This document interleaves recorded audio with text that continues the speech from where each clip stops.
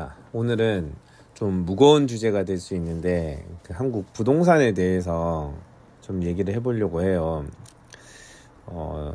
최근에 이재명 정부가 어쨌든 한국 부동산을 좀 안정화하기 위해서 많은 노력들을 하고 있잖아요. 근데 그게 좀 효과가 먹히는 듯 하다가 다시 또 이 부동산 주택 가격이 다시 오른다는 얘기를 좀 듣고 나서 또 이렇게 또 되나 이런 생각에 좀 안타까운 마음에 자, 이 내용을 가지고 좀 얘기를 하고 싶은데 어쨌든 이거는 제 개인적인 생각이고 그냥 사람들마다 서로 의견이 다를 수 있으니 그냥 제 개인적인 의견에 대해서 한번 좀 들어봐 주셨으면 좋겠고 또 여기에 대해서 뭐 이렇게 뭐 다른 의견을 가지고 계시는 분들은 언제든 그 답글로 이렇게 내용을 달아주시면 또 같이 이렇게 좀 얘기를 나눌 수 있는 그런 게 됐으면 좋겠습니다. 일단은 저는 그 대한민국에 사실 가계부채가 참 많다고 그러잖아요. 근데 그 가계부채 중에 대부분이 사실 부동산에 돈이 다 물려있지 않는가. 그러면 그 많은 그 돈들이, 그 많은 이자들은 누구에게 가장 좋을까라고 했을 때 은행 말고는 혜택을 받을 수 있는 곳이 사실 없는 거죠. 은행만 그걸로 정말 그냥 배불리 하면서 그렇다고 또 서민들한테 대출을 또 마음껏 내주느냐, 그것도 아니란 말이죠. 그렇게 그냥 그 돈을 가지고 또 은행이 또 재투자를 하느냐, 또 그것도 아니란 말이죠. 그렇게 했을 때 이게 사실 그 돈이 좀 선순환을 해야 되는데 선순환을 하지 못하고 있다라는 게 어쨌든 가장 큰 문제가 아닌가. 이 부동산에 투자를 한다라는 것 자체가 문제가 아니라 이 돈이 돌지 않는다라는 게 이제 가장 큰 문제라는 거죠. 그래서 제가 좀 한번 제 나름대로 그냥 한번 좀 고민을 좀 해봤어요.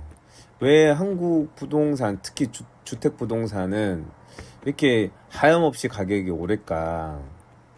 라고 이렇게 좀 생각을 해보면 제가 현재 이제 일본에 살고 있으니 그 한국과 일본 주택 시장에 대해서 이제 좀 비교를 한번 해보려고 하는데 그 한국은 아파트에 대한 수요가 많은 반면에 일본은 그 아파트, 그러니까 일본은 아파트를 이제 맨션이라고 하는데 맨션에 대한 수요가 그렇게 많진 않아요. 왜냐면 그 뭐 전기세, 물세, 뭐 가스비 이런 거는 차치해 두더라도 추가로 나가야 되는 게 그 주차비, 그 다음에 수선비, 그 다음에 이게 일단은 두 가지가 이제 좀 크거든요. 이 수선비는 일본은 그 맨션도 그 감가상각을 해서 뭐 몇십 년이 지나면 그 건물 자체의 가치는 이제 0으로 수렴하고 결국 이제 땅값만 남는 이런 구조라고 하는데 그러면 시간이 지날수록 그런 이제 수선비에 들어가는 비용들이 이제 더 좀 늘어날 것이고 거기에다가 추가로 주차비도 사실 싸지가 않거든요. 한 달에 뭐 좀 지역마다 다 다르긴 한데 뭐 15,000엔, 그러니까 15만 원에서 뭐 20만 원까지 이제 나가니까 주차비도 나가야 되지. 그다음에 수선비도 나가야 되지. 거기에 뭐 이제 대출 이자하고 뭐 원금까지 하면 뭐 한 10억, 그러니까 1억엔, 그러니까 한국 돈 한 10억짜리 아파트를 만약에 구입을 한다 하면 매달 나가는 게 한 못해도 10만 원 이상은 나갈 거라고 저는 생각을 하거든요. 그러면 이 10만 원은 그냥 사라지는 돈인 거죠. 물론 거기에 이자랑 뭐 이런 걸 빼면 또 다른 얘기긴 하지만은. 근데 그래서 그런 일본은 그런 맨션에 대한 수요보다 그런 이코다테라고 얘기를 하는데 그냥 이제 단독주택 같이 이런 것들을 좀 많이 선호하는 게, 단독주택 같은 경우에는 그냥 땅값에 그런 건물을 짓는데 기간도 좀 빨리 짓는 편이거든요. 몇 개월 만에 이제 지으니까 빨리 짓는 데다가 거기에 살게 되면 일단은 수선비며 그다음에 주차비가 안 나가는 거죠. 그리고 보통 주차를 이제 2대 정도 할 수 있게끔 또 주차장을 만드니까. 근데 맨션에 살면서 만약에 차량을 2대를 끌고 있다. 그러면 그냥 한 30만 원에서 40만 원은 또 그냥 날아가는 거죠. 그래서 사실 이 맨션에 대한 수요가 적을 수밖에 없죠. 근데 한국은 이제 또 그렇지 않죠. 근데 한국에서 뭐 이런 걸 다 떠나서 어쨌든 한국에서 이렇게 아파트를 좀 선호하는 이유는 뭐 담보 가치도 또 높고 그다음에 무엇보다 이 제가 생각하기에는 이 전세라는 제도가 이 한국 아파트의 가격을 상승시키는데 큰 역할을 하지 않나라고 저는 생각을 해요. 일본은 전세 제도가 없다 보니까 어떻게 보면 레버리지를 사용할 수 있는 게 은행 말고는 없죠. 근데 한국은 전세 제도가 있으니까 그만큼의 돈이 없다 하더라도 살 수 있는 구조가 되는 거죠. 그래서 한국의 전세 제도는 어떻게 보면 전 세계적으로 유일하다고 이렇게 얘기를 하는데, 사실 저도 전세로 한국에 있을 땐 전세로 이제 살았었는데, 전세 제도는 세입자 입장에서는 좋은 것 같긴 해요. 뭐냐면, 뭐 잠깐 뭐 3년에서 4년 거주하는 데 있어가지고, 정말 큰 돈 들이지 않고, 그냥 어쨌든 목돈이 있는 사람들 입장에서는 잠시 그 돈 내고 달달이 나가는 돈 없이 그냥 거기에서 이제 거주하다가 정말 그 지역이 마음에 들고 하면 이제 거기에서 이제 뭐 그 또 다른 아파트를 사서 이제 뭐 살 수 있는 근데 그 지역이 또 살다 보면 마음에 안 들 수 있잖아요. 그러면 그냥 전세에 살다가 이제 또 나가면 되는 거고. 그래서 그런 제도는 참 어떻게 보면 세입자들한테는 참 좋은 제도이긴 한데 그게 결국은 이 아파트를 올리는데 주 범인이지 않나라고 저는 생각을 하거든요. 그래서 그리고 또 한국만이 이게 전세 제도가 또 필요한 게 어떻게 보면 좀 뭐라 해야 될까? 그러니까 일본은 예를 들어 가지고 회사에서 예를 들어 이제 도쿄에 살고 있는데 이제 오사카로 이렇게 가서 일을 하라고 하면 회사에서 그 거주 비용을 다 대준다고 하더라고요. 그러니 굳이 본인이 직접 그렇게 돈을 어떻게 마련해가지고 이제 준비할 필요가 없는 거죠. 근데 한국은 또 다르잖아요. 예를 들어가지고 서울에 사는데 부산 가서 일하라고 한다고 해서 물론 이제 주거 비용을 일부 뭐 부담해줄 수는 있지만은 그렇게 다 대주진 않잖아요. 그렇기 때문에 뭐 그 잠깐 내려가고 사는 동안 뭐 전세를 살아야 될 수도 있는 거고 그래서 이제 전세 제도가 좀 필요할 때도 있는데 근데 이 전세 제도가 특히 서울 지역에서는 그런 목적보다는 그 아이들의 그런 교육 뭐 이런 것 때문에 더 크지 않나. 이렇게 아이가 거기서 이제 교육받고 뭐 한 중학교 때 이사를 가서 이제 고등학교 3년 거기서 교육받고 그러고 나면 이제 또 다른 지역 가서 살면 되니까. 그래서 계속 그런 수요들이 계속 생기는 거죠. 특히 강남 쪽으로는.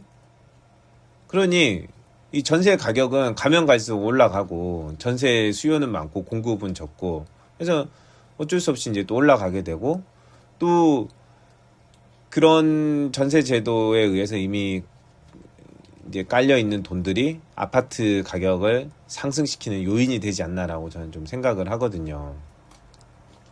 근데 한편으로는 저는 이제 이건 개인적인 생각인데 앞으로 이 학벌에 대한 게 앞으로도 계속 필요할까? 이게 학벌이 정말 이제 더 중요해지는 시대가 될까? 이게 AI가 발달이 되면서 사실 AI를 누가 더 잘 쓰느냐에 이제 앞으로의 그 문제지. 뭐 서울대학교 나왔다고 해서 AI를 뭐 더 잘 쓰고 또 뭐 지방대학 나왔다고 해서 AI를 더 못 쓰고 한다라는 거는 그거는 이제는 이제 그런 시대는 이제 지나지 않았나. 예전 같으면야 좋은 선생 밑에서 좋은 교육을 받는 게 큰 도움이 됐지만은 지금은 사실 좋은 선생들이 천지에 널려 있으니 굳이 서울에 가서 꼭 서울대를 가야 될 필요성이 있을까? 물론 뭐 한국은 의대를 워낙 선호하니까. 근데 의대를 선호하는 이유도 뭐예요? 그냥 안정되고 이제 고가의 수익을 낼 수 있으니 그 직업을 선호하는 거지. 정말 막 그런 환자들을 위해서, 정말 그런 봉사정신에 의해서 이렇게 의대에 가는 사람들이 물론 많겠지만은, 만약에 진짜 그렇게 그냥 정말 봉사정신으로 간다 하면 굳이 그렇게까지 애써 이렇게 할 필요가 있나 싶거든요, 저는. 근데 어쨌든 의사라는 직업이 이게 안정적인 수입원이 되니까 지금 많은 사람들이 이제 선호하는데, 과연 앞으로도 그 의사라는 직업이 계속 선호될 수 있는 직업일까? 라는 걸 생각하면, 그러니까 이 얘기의 핵심은 뭐냐면, 굳이 그 교육을 받기 위해서 그 강남이라는 곳에 모일 필요가 없다라는 거죠, 제 얘기는. 그렇게 모일 필요가 없으면 강남에 대한 그 지금의 그 입지 조건이 앞으로도 그런 이렇게 값어치를 할 수 있을까라고 했을 때 이제 저는 좀 물음표라는 거죠. 자, 그래서 어쨌든 이거는 이제 뭐 사회적으로 이제 점점 이제 변해갈 현상이니까 뭐 지금 당장 뭐 이렇게 바뀔 건 아니기 때문에 이건 앞으로 이제 이렇게 변해갈 건데, 근데 지금 당장 어쨌든 이 아파트를, 이 주거 환경, 그러니까 주택 부동산을 안정화시키기 위해서는 사실 이재명 정부가 많은 노력들을 하고 있지만은 그래도 지금 한계에 다다르지 않았나라고 좀 생각을 하거든요. 근데 그게 그럴 수밖에 없는 게, 예를 들어서 현재 아파트를 팔고 싶은 사람이 있다라고 이제 가정을 했을 때, 그러니까 현재 그 아파트의 가격이 25억이고 전세가 이제 10억이에요. 그래서 이제 15억 현금을 주고 어쨌든 산 거죠. 뭐 대출을 꼈든 안 꼈든. 그러고 나서 한 1년, 2년 지나고 나서 이제 세입자가 이제 나가야 되는 상황이 된 거죠. 그래서 10억을 이제 환급해 줘야 되는데, 뭐 10억을 환급해 줄 돈이 당장 있으면 뭐 다행인데, 만약에 없다고 하면 그 10억을 또 어디선가는 빌려오든 뭐 어떻게든 마련을 해야 될 거 아니에요?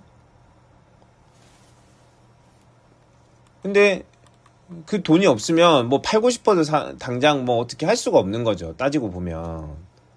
그러면 차라리 전세 가격을 더 올려서 그 차액으로 뭐 예를 들어 뭐 보유세든 뭐든 이제 이재명 정부에서 뭐 내놓는 뭐 대책들이 있으면 그냥 전세 가격 더 올려가지고 일단은 또 버틸 여력이 생길 수 있다라는 거죠. 그 이제 그 다주택 보유자라든지 이런 사람들은. 왜냐하면 전세가 올리면 그만이니까. 어쨌든 전세에 대한 수요는 분명히 계속 있을 것이고 당분간은. 그러다 이제 또 정권 바뀌고 뭐 하면 또 부동산 가격을 또 잡지 못하면 또 뭐 어쩐다 저쩐다 하면서 또 이 사람들은, 많은 또 주택자들은 그런 또 부동산 가격이 다시 또 오를 거라는 또 착각 속에 살아가겠죠. 또 그게 착각이 아닐 수도 있겠죠. 또 그렇게 될 수도 있겠죠. 근데 만약에 이 전세 금액이 더 이상 오르지 않고 더 떨어진다고 했을 때 과연 이 사람들도 버틸 수 있을까라고 하면 저는 절대 버티지 못할 거라고 생각을 하거든요. 그래서 이 핵심은 뭐냐면, 저는 이건 제 개인적인 생각인데, 이 아파트 가격을 잡기 위해서는 먼저 전세 가격을 잡아야 된다라고 저는 생각을 해요. 이 앞에서도 얘기했듯이 이 전세가 어쨌든 이 아파트 가격을 떨어지지 않게끔 받치고 있는 것만은 확실하다고 저는 생각을 하거든요. 그래서 어쨌든 이 전세 가격을 잡지 못하면 언젠가는 또 계속 이렇게 계속 반복되다 보면 누군가는 정말 비싼 가격에 이제 이 폭탄을 이제 떠안고 다행히 진짜 돈 많은 사람이 구입하는 거는 전혀 문제가 없죠. 어차피 돈 많은 사람들은 그거 그냥 또 그냥 뭐 손해를 보던 뭘 하던 이제 하면 되니까. 근데 정말 이 실수요자가 정말 비싼 가격에 샀는데 그거에 대해서 계속 이자를 갚고 평생 그냥 돈 그것만 그냥 집을 위해서만 이자 내면서 이렇게 살아간다라는 거는 정말 그냥 은행만 좋은 일 시키는 거죠. 그래서 더 이상 더 이상 이렇게 선의의 그런 피해자들이 생기지 않게끔 이번 정부가 열심히 이렇게 노력하고 있는 부분들은 잘 알겠는데, 단순히 뭐 보유세니 뭐 이렇게 세금적인 부분으로는 저는 잡기는 좀 힘들지 않을까. 그거 그냥 내면 되거든요. 돈 있는 사람들 입장에서는. 그거 좀 내면 되지 뭐. 그리고 요즘 뭐 주식시장 좋으니까 주식에서 뭐 번 돈 가지고 또 내면 되지 뭐. 그리고 버티다 보면 또 뭐 오를 건데. 그러다가 본인들은 좋은 가격에 또 어떻게 보면 선의의 그런 진짜 실수요자한테 그냥 그 폭탄 떠넘기고 뭐 떠나면 되니까. 그냥 그 사람들은 버틸 여력이 되거든요. 버틸 여력이 되기 때문에 그냥 또 버티면 되거든요. 근데 만약에 그런 다주택자들도 전세 가격이 떨어진다? 이거는 또 다른 얘기일 거라는 거죠. 그게 뭐 처음에 뭐 1, 2억이지. 예를 들어갖고 뭐 내가 4채를 가지고 있어요. 근데 전세 가격이 한 채당 3, 4억씩 떨어진다 생각해 보세요. 그러면 한 12억이 한 번에 떨어지면 그거는 버티기 힘들 일이거든요. 그 12억 어떻게 한 번에 다 내줄 거예요. 그런 것처럼 저는 어쨌든 이 전세 가격을 잡지 못하면 결코 이 부동산을 잡는데 힘들 거다라는 게 이제 제 개인적인 생각이고, 그리고 이게 그 다주택자를 이렇게 보유하고 계시는 분들도 좀 고민을 해봐야 되는 게, 사실 강남이라는 지역이 어떻게 보면 조선 때부터 해갖고 거의 600년 거의 700년 가까이 되는 이 때 중에서 진짜 빛을 발한 건 사실 30년이 정도밖에 안 됐거든요. 따지고 보면 이게 정말 좋은 땅이어가지고 그런 게 아니라 정말 시대적 흐름에 의해서 또 정부의 이런 도움에 의해서 그 강남이라는 땅이 지금의 가치가 이렇게, 가치라기보다는 값어치가 이렇게 올라간 거지. 근데 언제든 어떤 이유에서든 지금 당장은 아니지만은 우리 살아 생전에는 아니지만은 언젠가는 또 이런 그 땅의 가치는 충분히 바뀔 수 있다라고 생각을 하기 때문에 너무 거기에 목매달아 가지고 거기에서 꼭 할 필요가 있나 라고 이제 저는 생각을 해요. 물론 이제 몇몇 사람들은 너는 뭐 서울에 안 살아봐서 강남에 안 살아봐서 그걸 모른다 할 수 있지만은 저는 근데 강남에서 사는 게 과연 뭐 얼마나 도움이 될까? 내가 살아가는 데 있어 강남 산다고 해서 누가 뭐 나를 더 인정을 해준다든지, 아니면 뭐 내가 강남에 사니까 뭐 이자율이 더 싸다든지, 아니면 내가 강남에 살기 때문에 누가 뭐 나를 더 막 치켜 세워준다든지, 뭐 경제적인 혜택이 사실 별로 없잖아요. 돈만 더 들고. 그래서 어쨌든 이제 그 뭐 강남에 사는 게 나쁘다는 얘기가 아니라 강남에 그렇게 모여서 살 필요는 굳이 있을까? 근데 거기에서 대부분 뭐 교육이나 뭐 이제 다른 뭐 직업적인 이유나 뭐 이런 것 때문에 이제 계속 강남에 이제 모여 사는데, 앞으로는 계속 그런 시대가 생겨날까라는 거에 대해서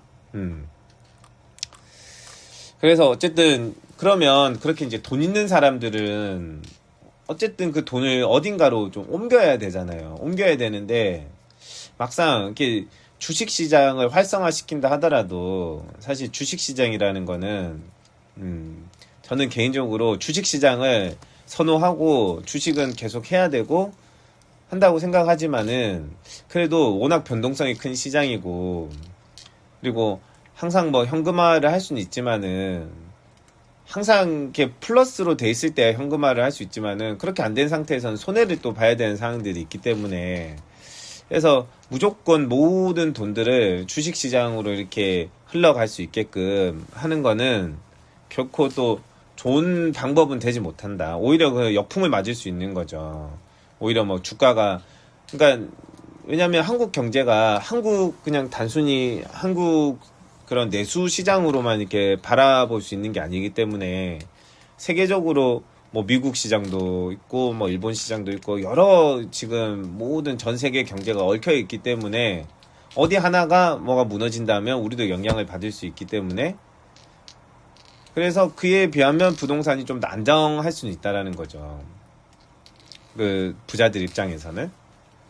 근데 만약에 그 부자들도 다른 투자처가 있다 하면 과연 부동산, 그러니까 주택 부동산에 그렇게 다 돈을 이렇게 올인해가지고 뭐 올인까지는 아닐 수 있지만 어쨌든 그렇게 다 이렇게 할 필요가 있을까라고 생각을 하면 어쨌든 국민 성장 펀드도 만들고 또 여러 이렇게 지금 정부에서 이제 하는 부분들이 아직은 이제 지금 계획 단계에 있지만은 그런 것들이 또 생기면 충분히 또 좋은 또 성과가 되고 또 좋은 또 표본으로 또 삼을 수 있지 않을까. 그래서 그러니까 그냥 이거는 이제 뭐 제가 예를 들자 하면 정말 이제 정부 주도하에 운영하는 데이터 센터를 만들어서 그거 만들 때 이제 물론 이제 국민 성장 펀드에 의해서 이제 그런 것들도 뭐 계획을 하고 있을지 잘은 모르겠지만은 그렇게 뭐 그리고 데이터 센터를 돌리기 위해서는 이제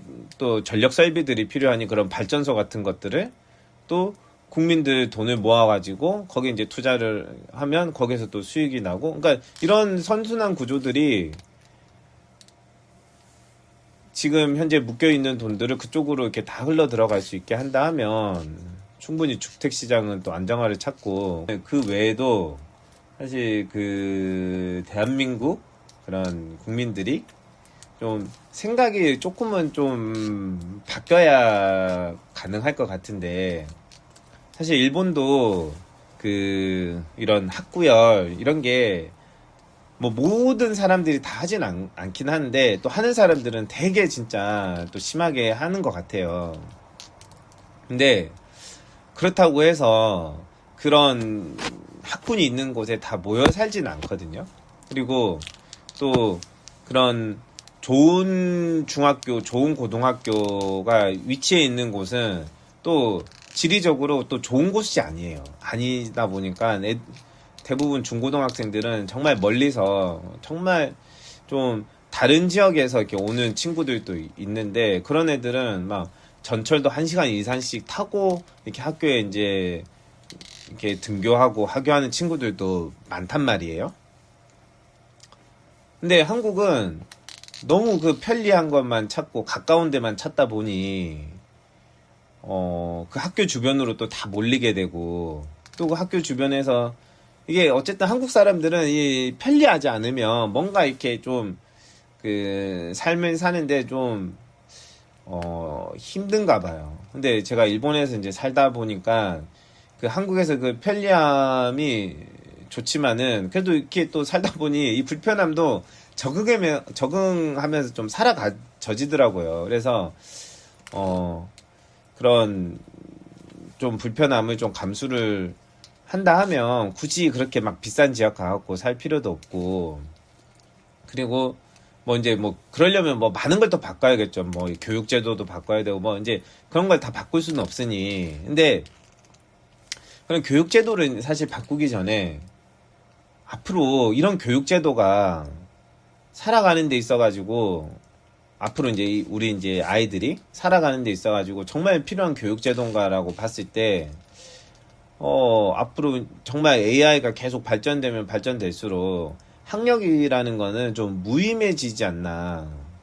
물론 이제 대학이라는 데 가면 또 그 대학에 가서 또 그 친구들끼리 또 커뮤니티가 형성이 되고 왜냐면 어쨌든 향후 뭐 국회의원이 됐든 뭐 어딘 뭐 회사 대표가 됐든 어쨌든 그런 인맥들이 결국은 그런 친구들이 또 그런 자리에 갈 가능성이 크고 또 서로 이렇게 서로 밀어주고 끌어주고 하는 그 인맥 네트워크는 없어지진 않겠지만은 지금만큼 많이 필요할까라는 거에 대한 그리고 또 굳이 막 의사나 뭐 이제 그런 공학도들처럼 꼭 실험을 해야 돼서 비싼 장비가 있어야 되고 그런 뭐 수술 장비라든지 뭐 이런 게 있어야 되는 그런 학과가 아닌 이상은 굳이 대학을 가야 될 필요가 뭐가 있나. 왜냐면 그냥 웬만한 과 나와가지고 지금 안 돼서 코딩 공부해가지고 준비하는 친구들도 많고 뭐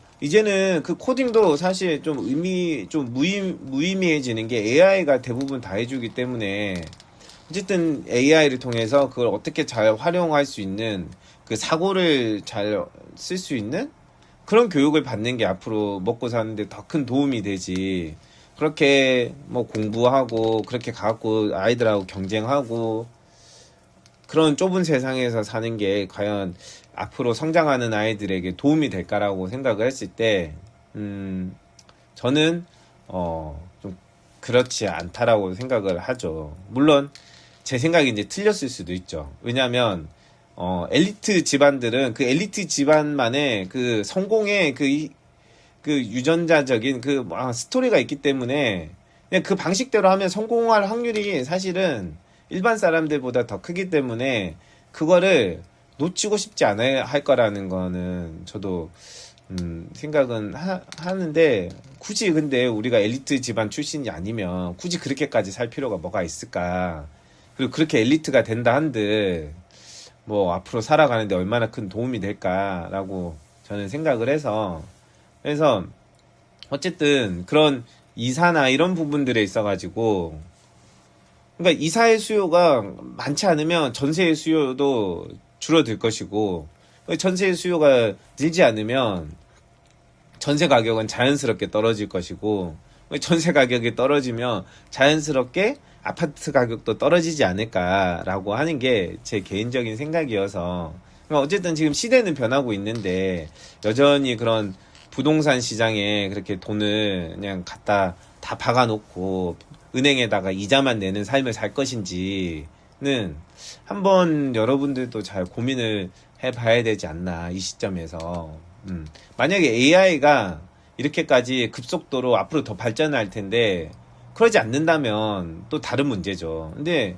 앞으로 계속 발전을 할 텐데 그렇게 계속 이렇게 내 돈이 정말 열심히 가서 일을 해가지고 더 돈을 잘 벌 수 있는 곳에 보내지 못하고 그렇게 묶여있는 곳에 놔둘 건지 아니면 정말 더 열심히 일할 수 있는 곳에다가 내 돈을 보내서 더 열심히 일해서 더 많은 수익을 나한테 갖다 주게끔 할 것인지 그거는 어쨌든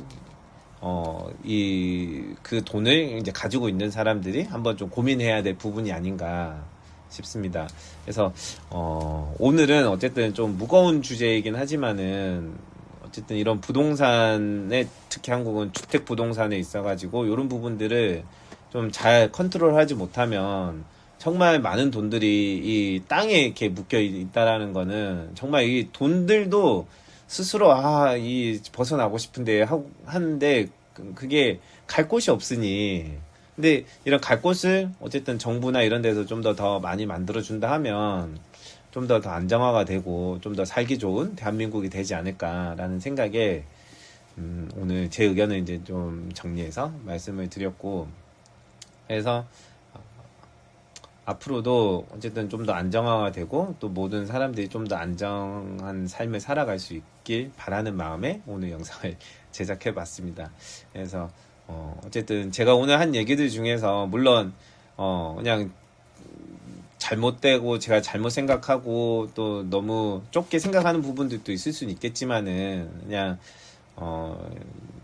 제 개인적인 의견이었으니까 혹시 또 이 의견에 있어갖고 또 뭐 다른 의견을 가지고 계시는 분들이 있으면 또 답글로 내용 남겨주시면 저도 그것 좀 참고해서 한번 고민해보고 또 하도록 하겠습니다.